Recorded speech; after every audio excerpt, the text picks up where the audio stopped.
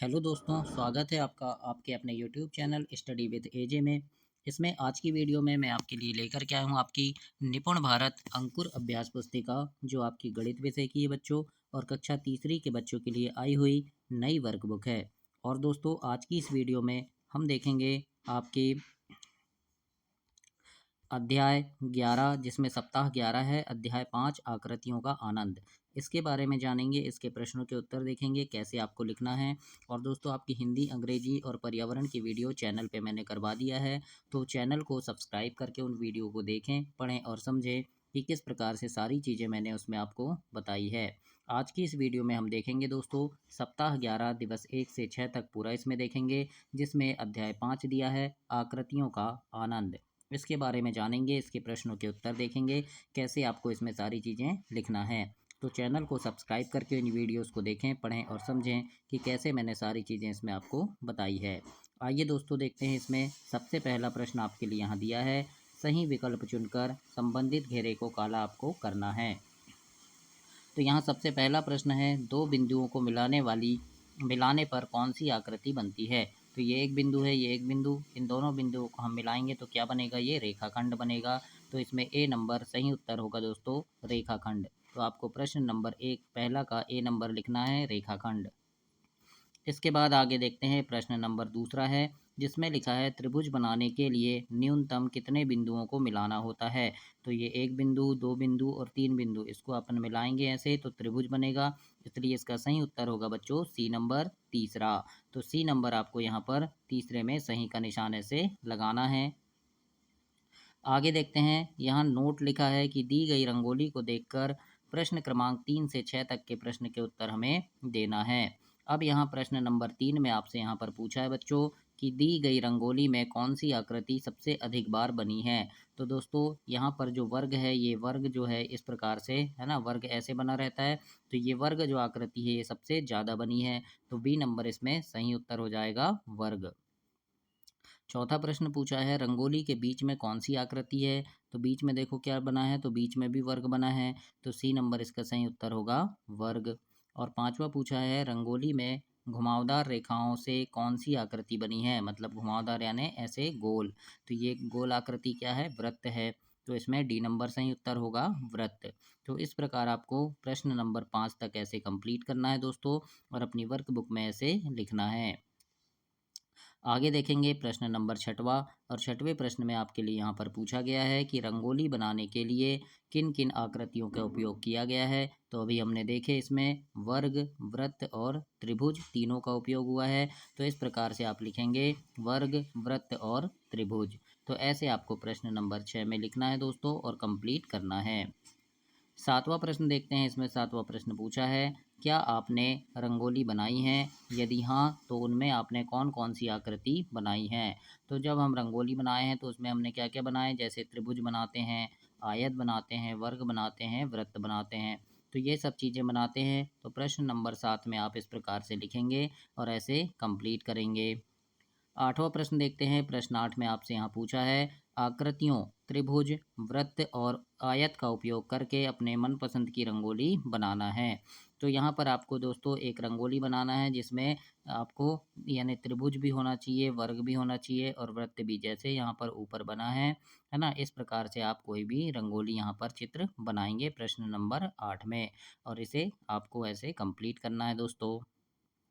अब हम इसके आगे देखेंगे सप्ताह 11 दिवस 2, और दिवस 2 में यहाँ पर बहुविकल्पीय प्रश्न है, और बहुविकल्पीय प्रश्न में 1 से 3 में आपसे पूछा है कि घनाभाकार डिब्बे में कितनी सतह होती है।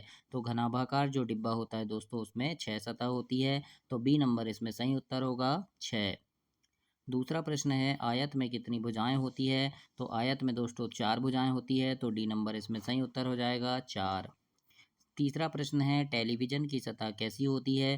तो टेलीविज़न मतलब टीवी, तो कैसा होगा, वो आयताकार होगा। तो बी नंबर इसमें सही उत्तर होगा, आयताकार होती है। तो बी नंबर इसमें आपको लिखना है प्रश्न नंबर 3 में। इसके बाद चौथा प्रश्न आपसे यहाँ पर पूछा है कि आयत ए बी सी डी में कौन सी भुजाएं समान हैं, उनके नाम लिखिए।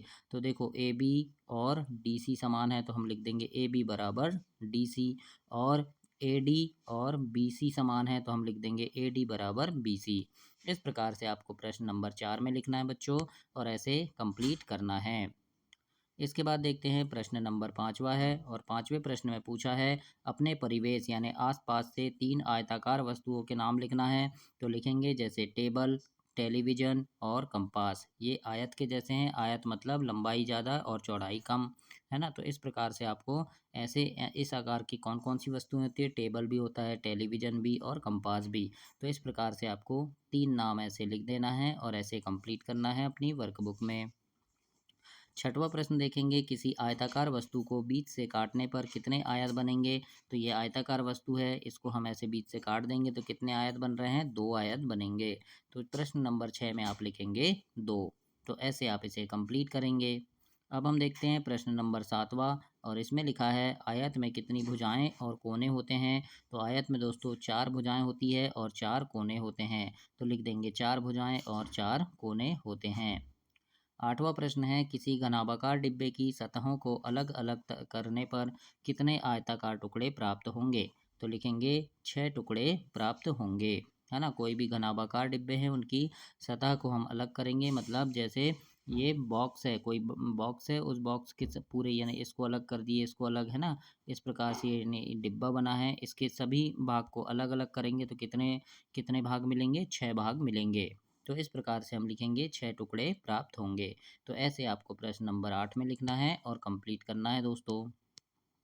अब देखते हैं सप्ताह 11 में दिवस 3 देखेंगे और दोस्तों चैनल ध्यान से सब्सक्राइब कर लेना। आपकी तिमाही, छमाही और वार्षिक परीक्षा के समय चैनल पे काफ़ी सारे वीडियोस लेकर के आता हूँ जिसमें आपके परीक्षा में आने वाले महत्वपूर्ण प्रश्न होते हैं जिन्हें पढ़ करके आप परीक्षा में काफ़ी अच्छे नंबर ला सकते हैं। तो उन सभी प्रश्नों को देखने के लिए चैनल को सब्सक्राइब कर लेना ताकि समय पर आपको सारी चीज़ें मिल सके और उन्हें पढ़ करके आप परीक्षा में काफ़ी अच्छे नंबर ला सकें। आइए देखते हैं सबसे पहले यहाँ दिवस 3 में प्रश्न नंबर 1 है जिसमें लिखा है कि वर्ग की भुजाएं कैसी होती हैं, समान लंबाई की या असमान लंबाई की। तो वर्ग है दोस्तों और वर्ग की जो भुजाएं हैं यानी ये चारों तरफ से बराबर होती हैं तो हम लिखेंगे समान लंबाई की होती हैं। तो इस प्रकार से आप प्रश्न नंबर 1 में लिखेंगे समान लंबाई। दूसरा प्रश्न है शतरंज में समान आकार के कितने छोटे वर्गाकार खाने होते हैं। तो शतरंज में बच्चों ऐसे छोटे छोटे खाने कितने होते हैं, 64 होते हैं। तो हम लिखेंगे 64 खाने होते हैं। तो इस प्रकार से आपको प्रश्न 2 के उत्तर में लिखना है। इसके बाद तीसरा प्रश्न आपसे यहाँ पर पूछा है कि यदि दो वर्गों को मिलाकर रख दें तो कौन सी आकृति बनेगी। तो जैसे ये एक वर्ग हो गया और ये दूसरा वर्ग, इनको मिलाने से कौन सी आकृति बन गई, ये आयत बन गया। तो हम लिखेंगे यहाँ पे आयत। चौथा प्रश्न है अपने परिवेश की कोई दो वर्गाकार सतह वाली वस्तुओं के नाम लिखना है। तो वर्ग जैसे यानी इस प्रकार से दिखने वाली तो पासा हो जाएगा और कोई भी बॉक्स हो जाएगा जो वर्गाकार है। तो इस प्रकार से आप दो नाम लिख देना, पासा और बॉक्स।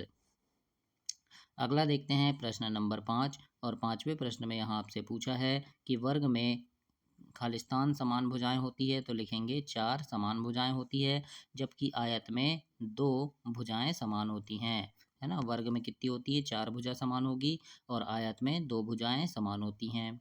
छठवां प्रश्न है वर्ग एवं आयत में एक एक अंतर लिखना है। तो लिख देना कि वर्ग की सभी भुजाएं समान होती है और आयत की 2 भुजाएं समान होती हैं। तो ये क्या हो गया, अंतर हो गया इसमें। प्रश्न नंबर 7 में यहाँ पर पूछा है वर्ग एवं आयत में एक समानता यानी दोनों में जो चीज़ सेम होती है। तो हम लिख देंगे कि वर्ग एवं आयत की 4 भुजाएं होती है ना? मतलब उनमें दोनों में, वर्ग में भी 4 भुजाएं और आयत में भी 4 भुजाएं होती है। तो इस प्रकार से आपको प्रश्न 7 के उत्तर में लिखना है और ऐसे कंप्लीट करना है। अब हम देखेंगे दिवस 4 और दिवस 4 में आपसे यहाँ पर पूछा है सही विकल्प चुनकर घेरा लगाना है। पहला प्रश्न पूछा है एक वर्गाकार गत्ते की सीट को चित्रानुसार मोड़ने पर कितने त्रिभुज प्राप्त होंगे। तो ये वर्ग है ना? इसको आपको मोड़ना है बच्चों, इस प्रकार से ऐसे और ऐसे मोड़ना है ना? तो बोला है कितने त्रिभुज मिलेंगे, तो देखो 1 2 3 और 4। तो हम लिख देंगे बी नंबर में कि 4 त्रिभुज मिलेंगे। दूसरा प्रश्न है आयत एवं वर्ग में कोनों की संख्या कितनी होती है। तो देखो एक कोना ये हो गया, दूसरा ये, तीसरा ये, चौथा ये, ने कितने कोने होंगे, 4 होंगे। तो यहाँ डी नंबर में हम सही का निशान लगाएंगे कि 4 कोने होते हैं। आगे देखते हैं प्रश्न नंबर 3 और तीसरे प्रश्न में पूछा है बॉक्स में दिए गए चित्रों में कितने वर्ग हैं। तो वर्ग गिनेंगे, जैसे ये 1 वर्ग हो गया, ये 2, ये 3 और ये 4। कितने वर्ग हैं? 4 हैं। तो बी नंबर सही उत्तर होगा, 4 वर्ग हैं। तो बी नंबर में सही का निशान लगाना है आपको। इसके बाद देखते हैं प्रश्न नंबर चौथा। लिखा है एक आयताकार बॉक्स की सतह से कौन सी आकृति प्राप्त होगी। तो आयताकार बॉक्स है ना, कोई भी इस प्रकार का आयताकार बॉक्स है ना, इसकी सतह से यानी कोई भी एक सतह से कौन सी आकृति प्राप्त हो रही है जैसे, तो ये होगा आयत। तो हम लिखेंगे इसमें सी नंबर, आयत। इसके बाद पांचवा प्रश्न पूछा है दी गई आकृतियों में से कौन सी आकृति आयताकार है। तो दोस्तों आयताकार आकृति यहाँ तीसरे नंबर वाली है, तो यहाँ पर हम लिखेंगे आकृति 3। तो सी नंबर में सही का उत्तर लगाएंगे इसमें। छठवां प्रश्न यहाँ पर आपसे पूछा है दोस्तों, प्रश्न नंबर 6 में आकृति को 3 रेखा खंडों में आमने सामने के कोनों को मिलाया गया है, इनमें कितने त्रिभुज प्राप्त होंगे। तो देखो आमने सामने कोनों मतलब इस प्रकार से आपको यहाँ पर मिला देना है, और कितने त्रिभुज मिल रहे हैं? 6 त्रिभुज। तो लिख देंगे हम यहाँ पर 6 त्रिभुज। तो ऐसे आपको प्रश्न नंबर 6 में करना है, कंप्लीट करना है। अब यहाँ पूछा है आकृति को इस प्रकार बांटिए कि 3 त्रिभुज प्राप्त हो। तो इस प्रकार से हम 2 लाइन बना देंगे कि हमको कितने त्रिभुज मिल रहे हैं यहाँ, 1, 2 और ये 3 त्रिभुज मिल रहे हैं। तो ऐसे सिर्फ 2 लाइन खींच देना आप कि आपको 3 त्रिभुज यहाँ मिलेंगे। इस प्रकार से आप प्रश्न नंबर 7 को हल करेंगे इसमें। अब हम देखते हैं दिवस 5, और दिवस 5 में आपसे यहाँ पूछा है पहला प्रश्न कि आप अपनी कक्षा में स्थित 4 वस्तुओं के नाम बताइए जिनके केवल चौकोर कोने होते हैं, यानी इस प्रकार से चौकोर कोने होते हैं। तो ऐसा क्या रहता है? डस्टर भी रहता है, चौक का डिब्बा रहता है, और ब्लैक बोर्ड है, और टेबल है। तो इस प्रकार से 4 चीज़ों के नाम आपको यहाँ पर लिख देना है ऐसे। दूसरा प्रश्न है चौकोर कागज के एक कोने को मोड़ने पर प्राप्त आकृति में कितने कोने होंगे। तो देखो ये कागज है, इसको यहाँ से अपन ऐसे मोड़ देंगे तो कितने कितने कितने कितने कोने होंगे बोला है। तो दोस्तों यहाँ तिकोन नहीं लिखना, आप लिखना यहाँ 5 कोने, 5 कोने प्राप्त होंगे, है ना। देखो यहाँ से मोड़ दिए तो ये 1 कोना हो गया, ये 2 है ना, फिर ये 3, ये 4 और ये 5 कोना। तो यहाँ लिख देना 5 कोने प्राप्त होंगे। इस प्रकार से लिख देना, यहाँ थोड़ा सा गलत लिख दिए थे तो यहाँ आपको सुधार कर 5 कोने लिख देना है। तो इस प्रकार आपको प्रश्न 2 में हल करना है बच्चों। तीसरा प्रश्न देखेंगे, प्रश्न नंबर 3 में पूछा है आकृति में कितने वर्ग एवं कितने आयत हैं। तो देखो ये 1 वर्ग हो गया और ये 2 वर्ग है ना। कितने वर्ग हैं? 2 वर्ग हैं, तो वर्ग में हमने 2 लिख दिए। और आयत कितने हैं? तो 1, 2, 3, 4 और ये बीच में एक 5। तो हम लिखेंगे यहाँ 5 आयत हैं। इस प्रकार से लिख देंगे। प्रश्न चौथा है आकृति के किन्हीं 3 कोनों को मिलाइए, इससे कितने त्रिभुज बनेंगे। तो ये 1 कोना मिल गया, ये 2 कोना मिल गया और ये 3 कोने को हमने मिला दिया, और कितने त्रिभुज मिल गए हमको? 5 त्रिभुज बनेंगे, है ना। ये 1, 2, 3, 4 और ये ऊपर 5 त्रिभुज बन गए। तो लिखेंगे 5 त्रिभुज बनेंगे। इस प्रकार से आपको प्रश्न 4 में लिखना है बच्चों, और ऐसे कंप्लीट करना है। इसके बाद पांचवा प्रश्न देखते हैं। इसमें लिखा है दी गई आकृति को वर्गाकार टाइल्स को पूरा ढकना है, पता कीजिए पूरा ढकने के लिए कितनी टाइल्स लगेगी। तो इस प्रकार से देखो हम इसको पूरा ढक देंगे तो कितनी टाइल्स लगेगी। यहाँ से ये हो गया, फिर ये कितनी टाइल्स लगी? कुल 12। तो लिखेंगे 12 वर्गाकार टाइल्स लगेंगी। इस प्रकार से आपको प्रश्न 5 में लिखना है बच्चों। छठवां प्रश्न यहाँ पर पूछा है कि 2 वर्गाकार टाइल्स को एक आयत एक किनारे से जोड़कर प्राप्त आकृति का नाम लिखिए। तो ये जो टाइल्स है इनको हमने जोड़ दिए तो ये क्या बन गया? ये पूरा मतलब अब ये जो आकृति है ये कौन सी आकृति बन गई? ये आयत बन गई। तो हम यहाँ लिख देंगे आयत। अब पूछा है प्रश्न क्रमांक 6 में प्राप्त आकृति में कितने कोने हैं। तो देखो 1, फिर ये 2, फिर 3 और ये 4, मतलब ये पूरी जो आकृति बनी है इसमें कितने कोने हैं? 4। तो लिखेंगे 4 कोने हैं। अब यहाँ पूछा है प्रश्न 8 में अपने परिवेश से कोई 3 उदाहरण दीजिए जिनके कोने चौकोर होंगे, यानी ऐसे चौकोर कोने वाले। तो टेबल है, किताब, ब्लैक बोर्ड। तो इस प्रकार से आपको प्रश्न 8 में लिखना है बच्चों, और ऐसे आप अपनी वर्कबुक में कंप्लीट करेंगे। आगे हम देखते हैं प्रश्न नंबर अगला देखते हैं दिवस 6, सप्ताह 11 में दिवस 6 देखेंगे, और इसमें बहुविकल्पी प्रश्न है। और सबसे पहला प्रश्न पूछा है 3 बिंदुओं को मिलाने पर बनने वाली आकृति। तो 3 बिंदु है, 1, 2, 3, इनको हम मिला देंगे तो कौन सी आकृति बन रही है? ये त्रिभुज बन रहा है। तो हम ए नंबर इसमें लिखेंगे त्रिभुज। इसके बाद प्रश्न नंबर दूसरा है और इसमें पूछा है, एक अच्छी रंगोली बनाने के लिए पहले क्या करना उचित होगा?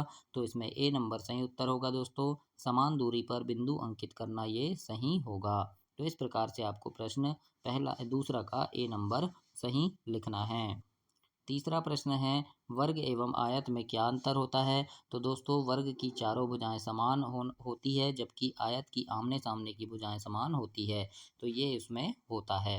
तो इस प्रकार से आपको प्रश्न 3 के उत्तर में लिखना है। आगे देखेंगे प्रश्न नंबर चौथा और इसमें लिखा है, किसी घनाकार डिब्बे की सतह को अनुरेखण मतलब ट्रेस करने पर कौन सी आकृति मिलेगी? तो अगर घन है तो हम घनाभाकार है तो हमको घन मिलेगा उसमें। तो इस प्रकार से सी नंबर आपको लिखना है। अब रिक्त स्थान की पूर्ति करना है। एक घनाभ की सभी सतहों का अनुरेखण करने पर तो 4 आयत के चित्र प्राप्त होंगे। एक आयत में 2 भुजाएं समान होती है। एक आयत एवं वर्ग सभी कोने चौकोर होते हैं और घुमावदार रेखाओं से बनने वाली आकृति वृत्त है। तो इस प्रकार आपको खालिस्तान में लिखना है और प्रश्न 5 को कंप्लीट करना है। अब देखेंगे हम प्रश्न नंबर 6 और छठवें प्रश्न में लिखा है, एक लिफाफे का आकार कैसा होता है? तो लिफाफा जो रहता है दोस्तों जिसमें हम कार्ड डालते हैं वो आयताकार होता है। तो इस प्रकार से हम लिखेंगे आयताकार। सातवां प्रश्न है, आकृति में कुल कितने वर्ग एवं कुल कितने आयत हैं? तो देखो वर्ग यहाँ पर कितने 1 2 3 4 बनेंगे। तो हम लिख देंगे कि 4 वर्ग हैं और आयत देखो बीच से खींच देंगे ऐसे। तो कितने आयत बन गए? 2 बन गए। तो लिखेंगे 2 आयत हैं। इस प्रकार से आपको लिखना है। अब यहाँ प्रश्न 8 है कि दिए गए कागज के कटआउट के चित्रों से कोई भी आकृति बनाइए। तो इन सभी को मिलाकर कोई एक आकृति बनाना है, जैसे मैंने इस प्रकार से बनाया है। आप और कोई भी आकृति बना सकते हैं बच्चों और ऐसे इसे कंप्लीट कर सकते हैं। तो ये आपका सप्ताह 11 कंप्लीट हुआ। अगली वीडियो में हम सप्ताह 12 देखेंगे। तब तक के लिए आप चैनल को सब्सक्राइब करें, वीडियो को लाइक करें और अपने दोस्तों तक इसे शेयर करें। धन्यवाद बच्चों।